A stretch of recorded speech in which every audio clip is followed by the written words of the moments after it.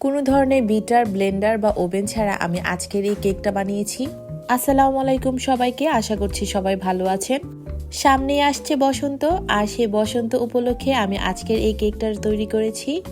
এই কেকটা তৈরি করতে আমি এখানে ব্লেন্ডার বা বিটার কোনোটাই ব্যবহার করিনি এবং কেকটা বেক করেছিও আমি চুলাতে। তাহলে চলুন আজকে আমি আপনাদের সাথে শেয়ার করি এই কেকটা আমি কিভাবে তৈরি করেছি। কেকটা বানানোর জন্য প্রথমে আমি শুকনো উপকরণগুলোকে মিক্স করে নিচ্ছি। এর জন্য নিয়েছি আমি 1 কাপ পরিমাণ ময়দা। যেহেতু আমি 4টা ডিমের কেক তৈরি করব, তার জন্য আমি এখানে 1 কাপ পরিমাণ ময়দা ব্যবহার করছি। তারপর দিয়েছি 1 চা চামচ বেকিং পাউডার এবং হাফ চা চামচের থেকেও কম বেকিং সোডা এবং 1 চিমটি লবণ। একটি চালনির সাহায্যে আমি এই শুকনো উপকরণগুলোকে ভালোভাবে চেলে নিচ্ছি। শুকনো উপকরণগুলোকে ভালোভাবে চেলে নিয়ে এখন এই উপকরণগুলোকে আমি ভালোভাবে মিক্স করে নিচ্ছি, যাতে করে বেকিং পাউডার বা বেকিং সোডা একসাথে মিশে যায়। এখন একটা শুকনো বাটিতে আমি 4টা ডিম ভেঙে নিচ্ছি। যেহেতু আমি স্পঞ্জি কেক করব না, তার জন্য আমি কুসুমগুলোকে আলাদা করছি না। মেজারমেন্ট কাপের 1/4 কাপ দিয়ে আমি 2 কাপ চিনি দিয়ে দিচ্ছি। এখানে মূলত 2 কাপ চিনি থেকেও বেশি আছে। এবং দিয়ে দিচ্ছি 1/4 কাপ পরিমাণ তেল।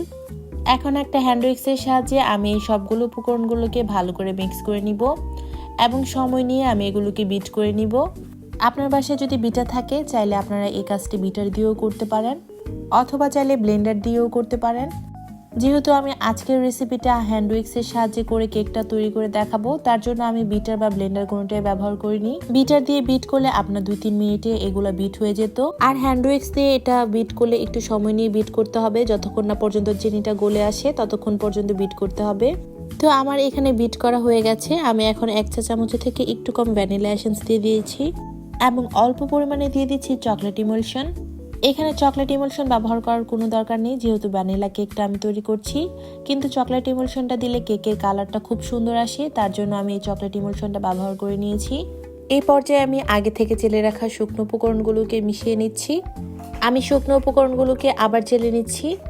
এখন আলতো হাতে এই শুকনো উপকরণগুলোকে এই ডিমের মিশ্রণটির সাথে মিক্স করে নিব এবং এই কাজটি একটু সময় নিয়ে করতে হবে। আমি একটু সময় নিয়ে এই উপকরণগুলোকে ভালোভাবে মিক্স করে নিয়ে এই পর্যায়ে ব্যবহার করে নিচ্ছি 3 টেবিল চামচ পরিমাণ জাল করা গরুর দুধ। আর দুধটা আমি আগেই ভালোভাবে জাল করে নিয়েছিলাম, আর যখন ব্যবহার করছিলাম তখন দুধটা কুসুম গরম ছিল। তো কেক বানানোর জন্য কেকের মিশ্রণটি একদম তৈরি। আশা করি আপনারা ভিডিও দেখেই বুঝতে পারছেন যে কেকের মিশ্রণটি ঠিক কীরকম হবে। এখন আমি কেকটাকে বেক করে নিব। তার জন্য আমি 8 ইঞ্চি পরিমাণ একটা মোল্ড নিয়েছি। সেই মোল্ডে আমি একটা কাগজ বিছিয়ে দিয়েছি এবং এর উপর আমি তেল ব্রাশ করে নিচ্ছি। এতে করে কেকটা ওঠানোর সময় সহজ হবে।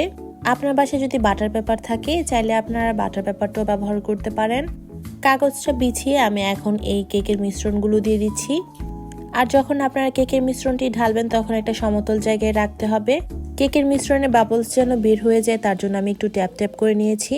আমি চুলাতে একটা পাতিলে আগে বালি দিয়ে প্রি হিটে বসিয়ে দিয়েছিলাম। এখন তাপমাত্রাটা আমি চেক করে নিয়ে একটি স্ট্যান্ডের সাহায্যে এই মোল্ডটি বসিয়ে দিচ্ছি।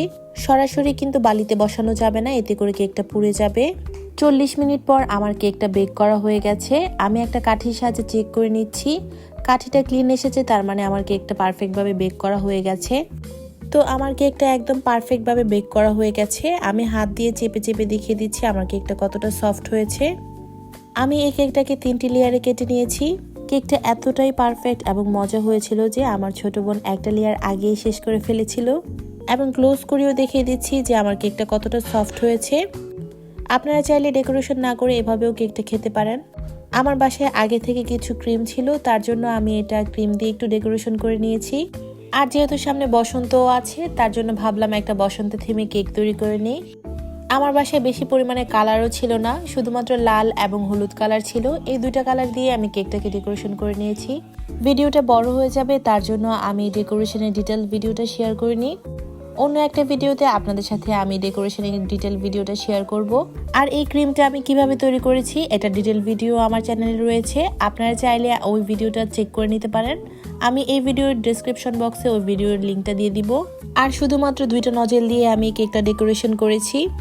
আশা করি আমার আজকের ভিডিওটি আপনাদের কাছে ভালো লেগেছে। যদি ভালো লেগে থাকে তাহলে প্লিজ আমার চ্যানেলটা সাবস্ক্রাইব করবেন। আর যারা সাবস্ক্রাইব করেছেন তাদেরকে অসংখ্য ধন্যবাদ। আর যারা ভিডিওটি ফেসবুক থেকে দেখছেন তাদেরকে বলবো প্লিজ আমার পেজে একটা লাইক দিয়ে দিবেন। যদি ভিডিওটা আপনাদের কাছে ভালো লাগে তাহলে অবশ্যই প্রিয়জনদের সাথে শেয়ার করবেন। তো আমার কেকটা এখানে ডেকোরেশন হয়ে গেছে।